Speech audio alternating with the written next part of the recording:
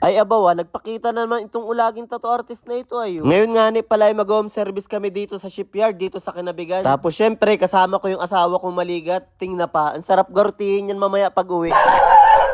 Ay bakit baga nagpa-home service pa dito si Kapitan? Ay lapit na lapit ng opisina niya dun sa shop. Abot nga ni nung ihi ko kapag ako'y ihi na.